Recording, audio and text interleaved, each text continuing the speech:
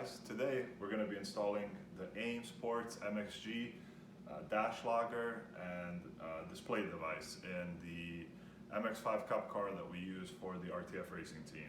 So first, we're just going to do a quick overview here of what's included in the box and what's going to go into the car. So the basics of what you get in the kit are the actual dash logger device, a USB interface cord, the GPS-06 receiver for location and speed, the main harness that connects to the back of the device, which has a few outputs. It has their standard outputs that can go to the devices such as speed sensors. It also has the USB connection where you'll interface with it to download data and do configuration, as well as the extension cord, which will go to this device for our particular car because we're going to use the OBD2 port to connect to the CAN bus in the MX-5. And in addition, you get a user manual with some information and a CD with some configuration software. So follow along and we're going to go into the MX-5. We're going to take out what's in there already and then shortly we'll start installing this. So in our case here, we've been using the AiM MXL Pista since the car's been part of the team. So it's probably been in this car for almost a decade. So it'll make our installation just slightly easier than a kind of a blank scenario, where since we can kind of follow the harness routing and possibly reuse this bracket here. So what we're going to do now is just take off all the stuff we have in here, and then we'll start routing the harness and the rest of the wires for the new unit. So we got our old unit off, this guy here, and it uses a similar mounting pattern to the new one. But unfortunately, because of the way this bracket was made specifically for this one, it doesn't quite line up. So what we've decided to do is we're gonna slide this up just slightly, and we've gotten some metal brackets that we're gonna slide behind here, and we are gonna mark up the holes and then drill them. And then we'll use the old holes as connecting holes for these brackets. And once we mark all this off and drill it, we'll slide these behind on each side, and then we'll be able to mount this guy here, and then we can proceed with the wiring.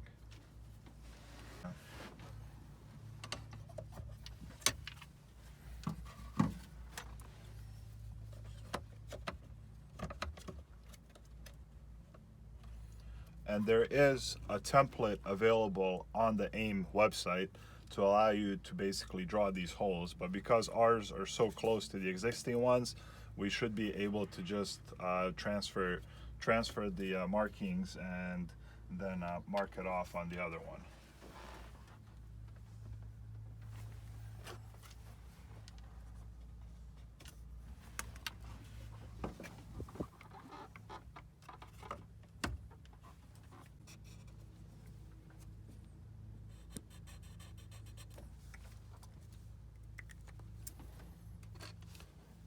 So now that we have our holes marked off here, what we've done is we've gotten a 9/64 inch drill bit, since the bolts that are used to connect the AiM are M4, which is the closest one that matches.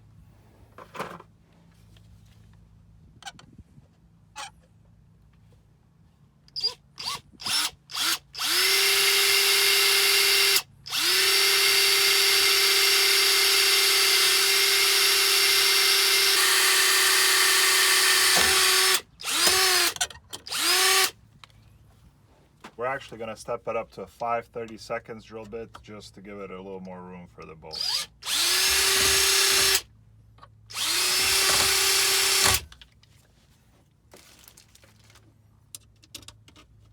Alright, our M4 bolts are working now.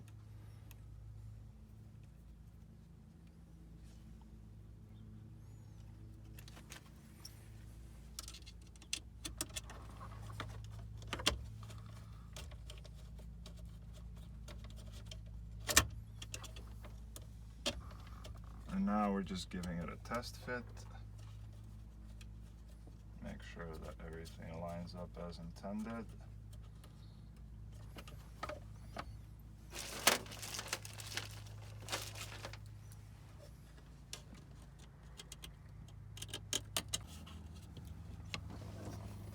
Okay, so we just have the bolts in there loosely, and just to hold that up, make sure that it's lined up where we need it. And now for our purpose, we're gonna mount our wheel to make sure that we have good line of vision for what we intended, and it looks good. So at this point, we are going to take out the bolts that we used here for this test fit, and we are gonna do our add-on brackets.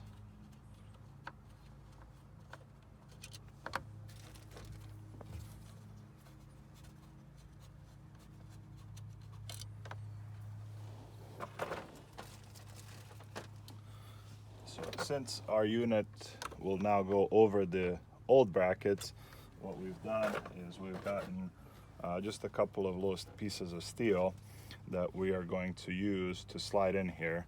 So we actually have some existing holes that we're going to try to match up and make it a little simpler to put in.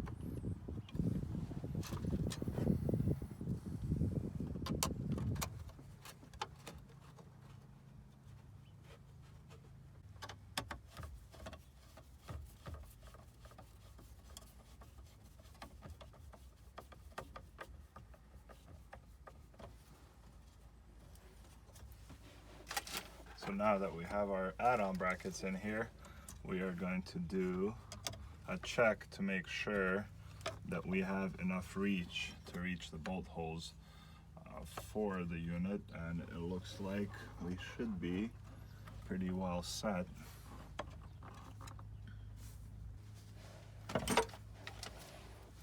So now basically what we're gonna do is just some marking and fitting and just drilling some holes here to match up for all the holes that we've planned here, and then we'll be back once we have all this ready to be able to mount that up. So what we ended up doing is we added a couple of extra holes, and these holes are going to match up with our pre-existing brackets here, and that will allow us to have the new hole plus one of the holes on here to match up with the unit. So what we're going to do here is we are going to slide these guys in, and we are going to use our existing holes to tighten them in there. What we did here also is we drilled a hole here so it can match up with where the unit is going, so that we'll be able to pass the bolt through. And that will also allow basically this bracket to be more secure to this guy over here.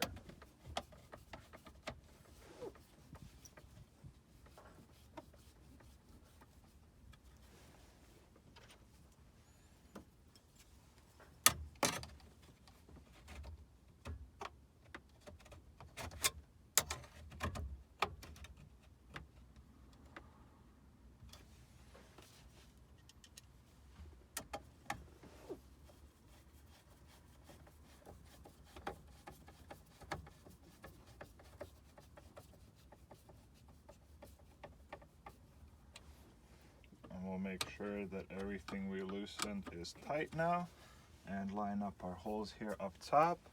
And what we can do now is we're going to use some of this hardware. So we have some M4 bolts. We got a few little spacers and washers to be able to space it out properly.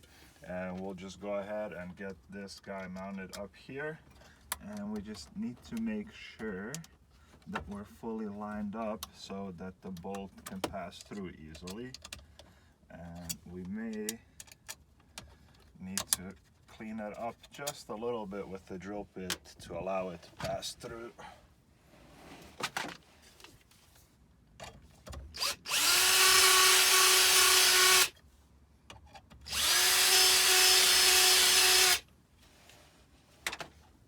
Let's give it a try. And now we're coming through properly. So we should be good there. And what we'll do, we'll pass this guy through and just get it started.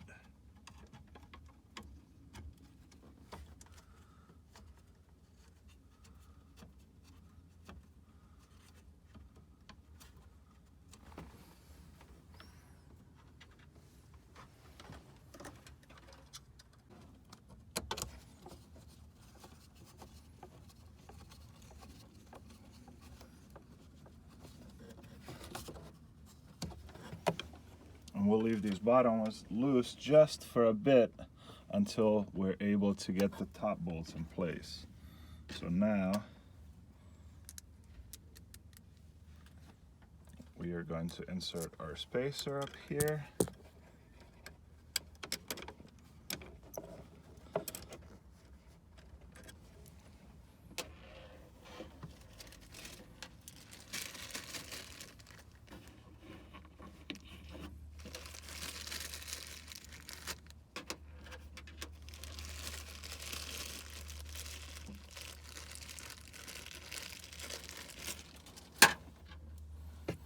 So we're inserting our spacer up here and getting it on the bolt, and then we're just gonna line it up.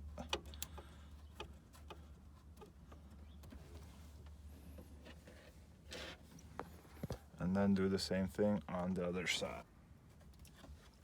And now we have our unit mounted. So we'll do another quick check, make sure that everything is visible for our wheel, and it looks like we're good to go. So now that we've got this lined up, all I am doing here is tightening up these bolts to the bracket, but it is basically secure. And once we get these guys tightened up, our next step here is going to be to proceed to get the wiring started.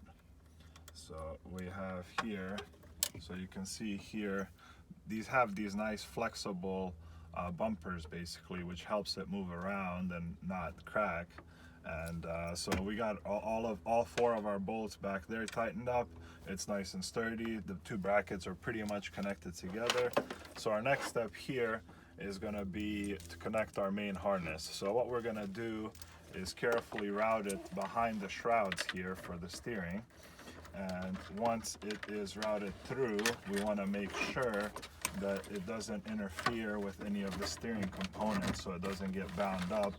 And then we'll just pass it through and we'll line it up back here with the connector on the back. Once it's lined up, it has this very nice Deutsch locking connector that'll allow it to lock quickly. And now that we're locked in back there, what we're gonna do is take all of our wiring down here, and we're gonna connect the rest of the harnesses and clean it up with some zip ties. So we'll probably start with the OBD2 connector harness, which what we'll need to do here is we'll do a ground and a fused power source, and then the other end is going to plug in into the OBD2 port down here so that we can get CAN data for the screen. So we have our cords run back here. They're now sticking out of here at the bottom. We have our OBD2 expansion plus the GPS connector and the USB cord. And what we went ahead and did is we put the USB cord across the transmission tunnel and pulled it over here to the other side. So what we're gonna do now is we're gonna take the remainder of the USB cord and we're gonna mount it on a piece of plastic over here, so that we have easy access to it and so that it's nearby. So what we're gonna do here is we found an empty spot here, and all we're gonna do is drill a small hole so that we can get it mounted up. So our hole here is gonna go right about there. We're gonna mount this guy there, and then the other portion of the USB that we brought across, we'll plug it in together, and we'll have a nice accessible spot to be able to plug in our laptop and anything else that we may need to do for configuration or for monitoring.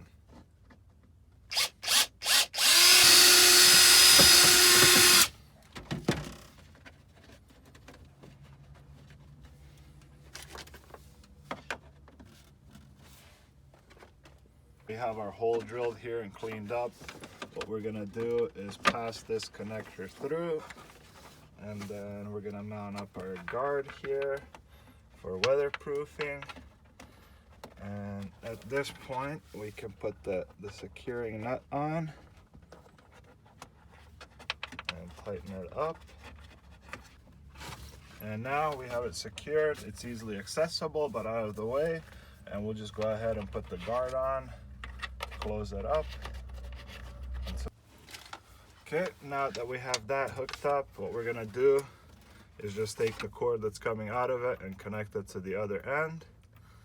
And we'll take this back here and zip tie it and clean it up nicely. Now that that portion is done, we are going to move on to the GPS antenna. So we're gonna mount our GPS antenna in a similar location to the other one, which will be here up at the center. And all we're gonna do here is we're gonna take it and route it behind here, behind the roll cage, just like we did with the other one, and run it through here so that we can hide it, and then pass it across the tunnel so that we can plug it into the other end where the rest of the componentry is.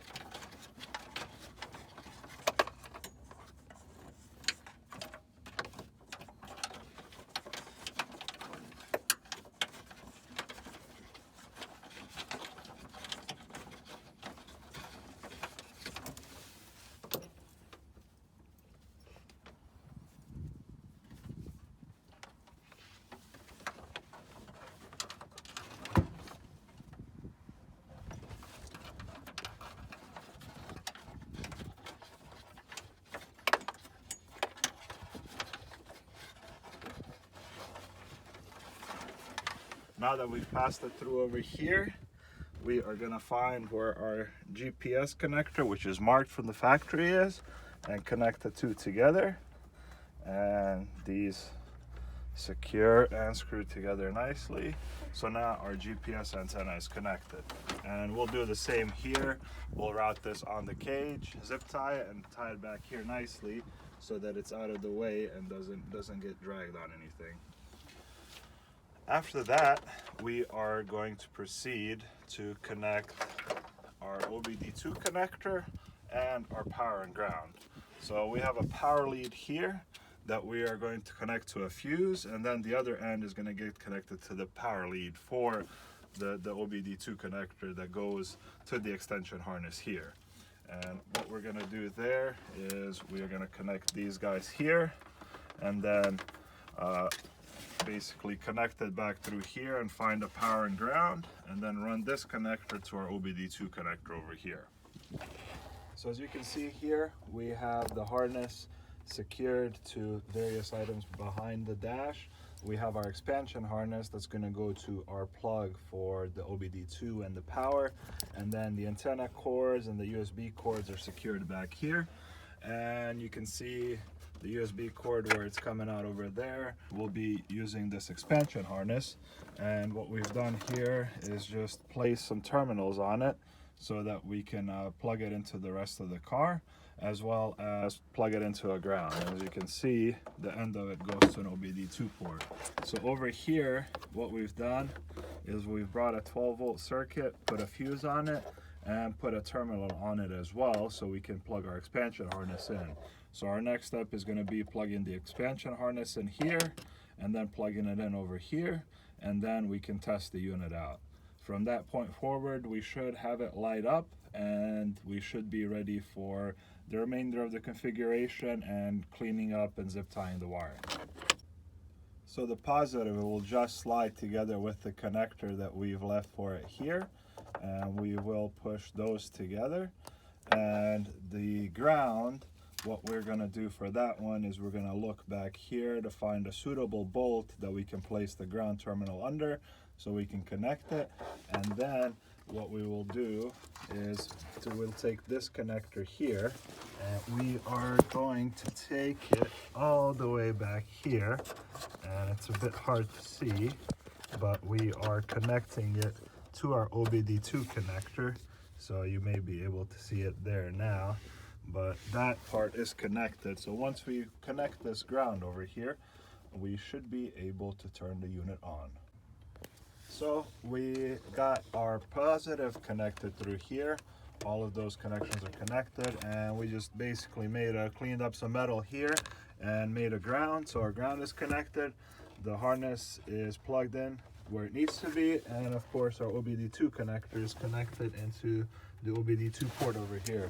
So all of that's left to do now is to test it out and to basically tie these cables up, just put them up with some zip ties and such. So we have our screen here, and what we're gonna do is we're just gonna flip it on, and there we go. So we have the unit successfully functioning, and now all we have to do is hook up our laptop and configure it for this specific car, set the pages and the sensors and so on, and we'll be all set.